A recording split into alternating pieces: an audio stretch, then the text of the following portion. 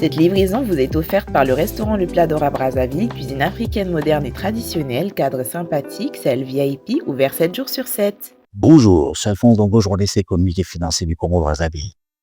Quel est le meilleur remède que l'on peut appliquer aux malades du Congo? On sait très bien que le Congo-Brazzaville traverse une situation économique et financière assez difficile. Est-ce qu'il faut actuellement attendre que ce soit à nouveau le Fonds monétaire international et la Banque mondiale qui nous administrent une espèce de thérapie?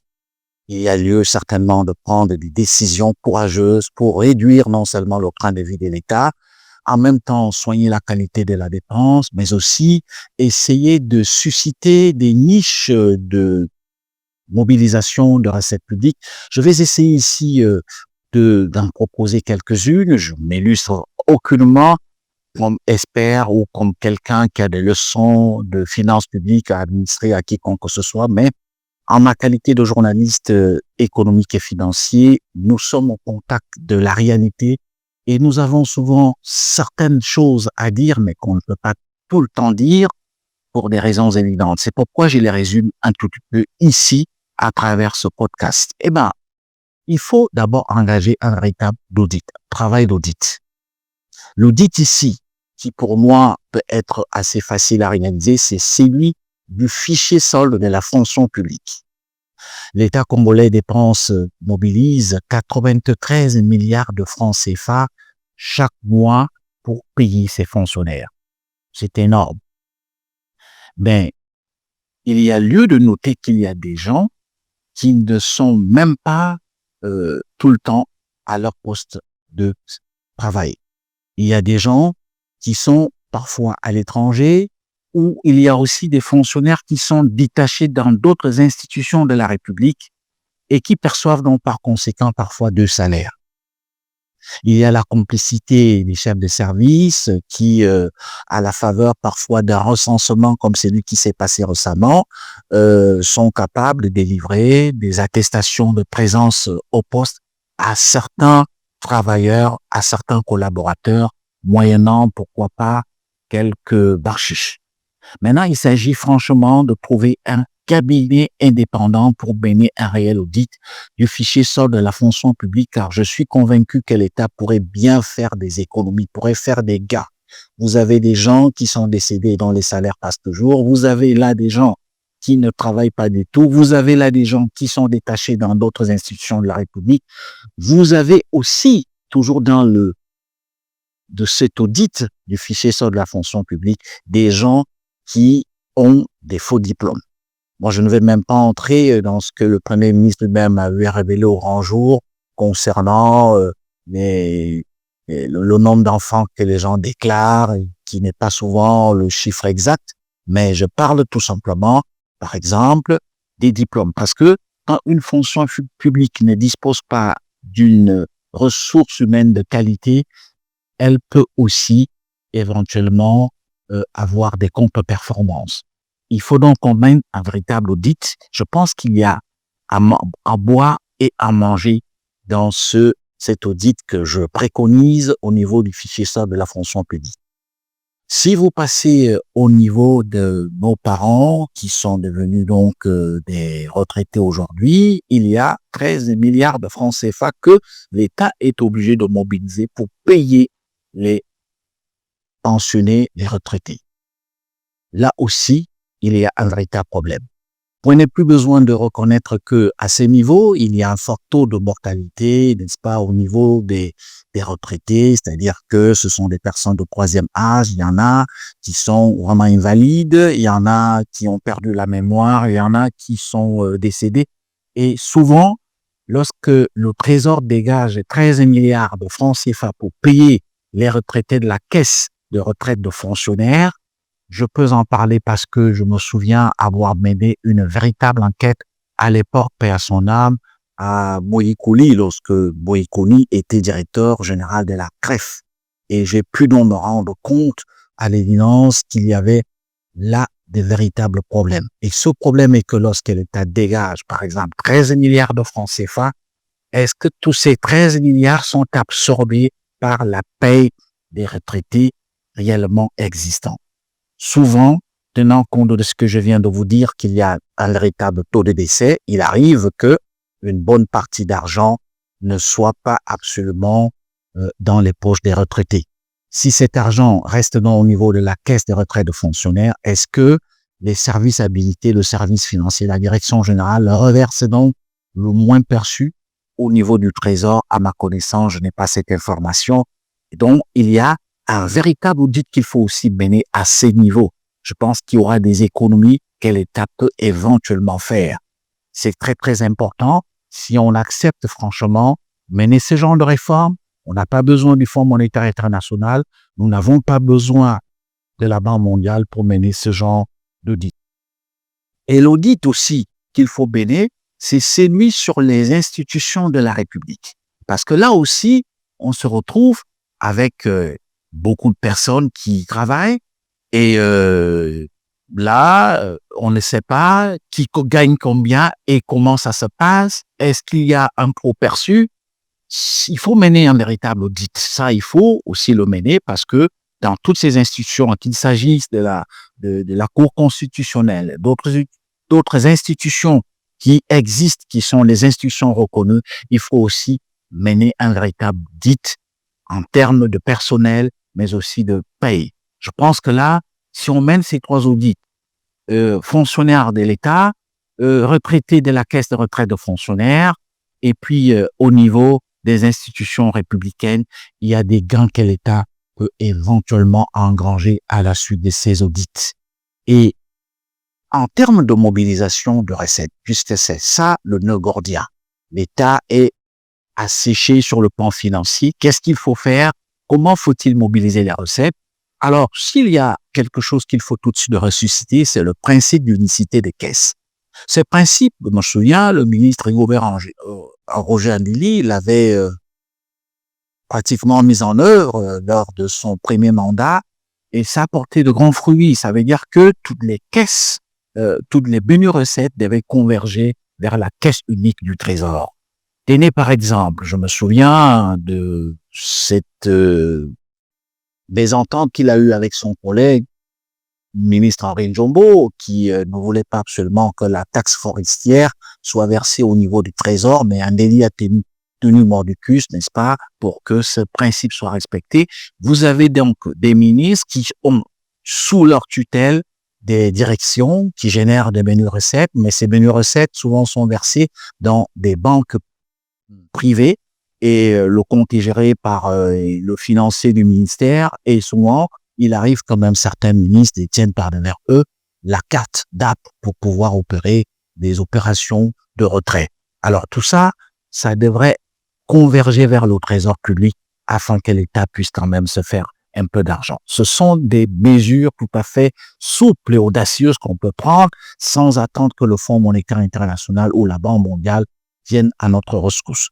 Il y a aussi le fait que on doit fiscaliser les émoluments et les primes qui sont perçues par les VIP. Quand j'entends par VIP, ça veut dire les députés, les sénateurs, les ministres, ceux qui travaillent au niveau des cabinets ministériels ou à la présidence ou à la primature. Tous ces gens doivent désormais être fiscalisés chaque fois qu'ils perçoivent leurs émoluments ou des primes. C'est très, très important parce que cela ferait quand même que l'État gagne quelque chose. Quand j'entends par fiscalisation des émoluments des ministres, il faudrait que, par exemple, le ministre des Finances lui-même le fasse en prouvant par l'exemple qu'il faut désormais qu'on puisse s'ajuster. L'ajustement ne doit pas seulement venir des institutions internationales. Il y a aussi un autre phénomène aujourd'hui, c'est celui des appartements meublés. Les appartements meublés, jetez un coup d'œil sur les deux principales villes congolaises, Brazzaville et Pointe-Noire. Vous y verrez dans des quartiers très bien connus, dans ces deux principales villes congolaises, des immeubles qui poussent, des immeubles qui sont donc transformés en ce qu'on appelle appartements meublés. Ces appartements meublés font une réelle concurrence aux hôtels qui existent, qui payent la taxe touristique et payent différents types d'impôts et doivent supporter beaucoup de charges. Aujourd'hui, quand vous atterrissez au niveau de l'aéroport Agostino Noto à Pointe-Noire, vous êtes tout de suite aguiché par des jeunes qui vous proposent des appartements meublés pour que vous puissiez passer votre séjour. Ce qui, quand même, suscite un réel problème du point de vue non seulement de la sécurité du pays, parce que dans un hôtel, lorsqu'un touriste arrive, il est enregistré et les services de renseignement sont au courant de l'arrivée d'un touriste dans un hôtel X. Mais en ce qui concerne ces appartements meublés, non seulement ça fait quand même, ça cause un réel souci en termes de sécurité du pays, mais c'est surtout les pertes que l'État subit au profit des privés. Pourquoi est-ce qu'aujourd'hui on ne peut pas fiscaliser les appartements meublés? Est-ce parce que, comme on l'a pu l'observer, de manière générale, l'essentiel, c'est que ce sont des propriétés des dignitaires, c'est-à-dire des ministres, des enfants, des chefs, ainsi de suite. Il faudrait qu'on sorte de cette façon de concevoir les choses. Et ça cause un réel problème. Est-ce qu'il n'est donc pas temps, puisqu'on est en train d'élaborer la loi de finances 2026, d'intégrer la fiscalisation des appartements meublés? Il y a de l'argent à se faire puisque ces gens sont sortis de la sphère privée pour devenir des structures commerciales. Alors, il faudrait que ces gens rentrent dans la structure commerciale en se faisant d'abord, pourquoi pas, recenser comme des entreprises, parce que cela, c'est aussi important. Ils emploient des gens, ça peut aussi générer, pourquoi pas, des moyens pour la CNCS et même l'administration du travail. Ce sont des choses, ne faisons pas semblant de ne pas les voir, mais qui se font au vu, au su de tout le monde. Et tout le monde sait aujourd'hui que les appartements meublés sont tant prisés par les touristes, mais aussi même par les Congolais. Donc, il y a certainement aussi de l'argent à se faire à ces niveaux. Mais aussi, il y a une autre petite niche fiscale. Aujourd'hui, si vous regardez très bien, les cessions ou les acquisitions immobilières, on le vend en poupe au Congo. Souvent, si vous allez dans des quartiers assez cossus comme Plateau des 15 ans, une parcelle commence au bas mot à 100 millions de francs CFA. Alors, souvent, c'est le fait ce qu'on appelle les démarcheurs, si vous voulez, des courtiers ambulants, courtiers immobiliers ambulants, qui réussissent à créer des contacts parfois avec des notaires sur recommandation de l'acheteur. Ces gens brassent beaucoup de millions de francs CFA, qu'il s'agisse des courtiers ambulants, mais aussi des notaires. Alors, les notaires jouent un mauvais rôle. Je n'ai vraiment rien contre les notaires et pas tous d'ailleurs, parce que on constate que les notaires sont beaucoup plus actifs au Congo aujourd'hui dans la vente des parcelles et des immobilisations de cette nature. Ça rapporte au gros. Mais alors, le mauvais rôle que jouent certains notaires, c'est que lorsqu'un dignitaire achète une grande maison à 500 millions, non seulement on minore la valeur d'achat ou la valeur de vente, en même temps, ce qui se passe, c'est que on essaie de brouiller les pistes pour ne vraiment pas sortir le nom du vrai acquéreur. Souvent, donc, c'est un sujet étranger qu'on présente. Ça peut être un sujet ouest-africain ou un Libanais. Ce sont des choses qui font perdre beaucoup d'argent au Congo. Il faudrait donc que chacun joue franchement sa partition pour que l'on mobilise davantage de moyens et que l'État ne soit pas si exempt. Et last but not least, aujourd'hui, c'est maintenant comment est-ce que travaillent nos structures des impôts. Au niveau des impôts, je pense qu'il faut aller franchement vers la dématérialisation de tout ce qui est paiement des différents types d'impôts. Parce que lorsque un contribuable se présente dans une circonscription fiscale, il a en face de lui soit l'inspecteur divisionnaire ou un agent des impôts. Le calcul est fait. Si vous observez bien, 3 cas ou 4 cas sur 5, généralement, l'argent passe par les mains soit du divisionnaire ou alors de l'agent des impôts qui vous dit « Passez me voir dans quelques jours » et c'est lui qui est donc chargé d'aller payer au niveau du guichet unique de paiement de la banque postale qui est domicilié dans les différents secteurs ou alors circonscriptions fiscales de la République.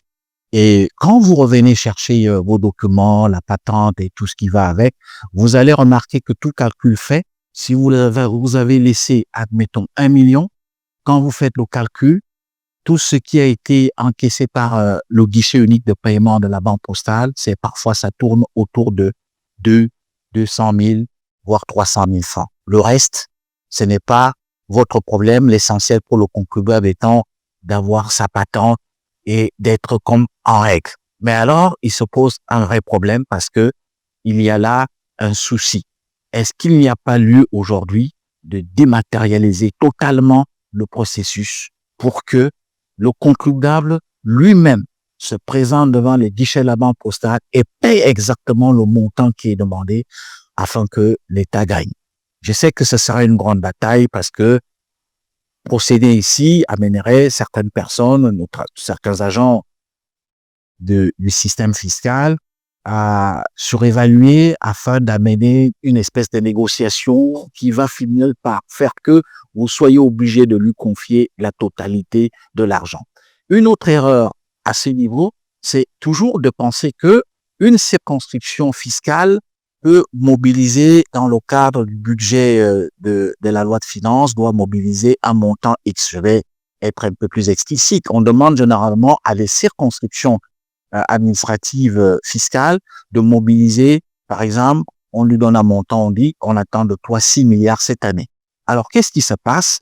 Si cette circonscription est bien pourvue en termes de petites entreprises, petites et moyennes industries, et voire des gros comptes, ce qui arrive, c'est que parfois, au bout de 6 mois, cette circonscription a réussi à mobiliser plus de 6 milliards de francs CFA. Où va le reste d'argent? Eh ben, ne me posez pas la question. Voilà une erreur que l'on commet. Et je pense qu'il appartient aux décideurs, à ceux qui sont à la manœuvre, de réfléchir sur ces problèmes, sur cette problématique au niveau, n'est-ce pas, du système fiscal.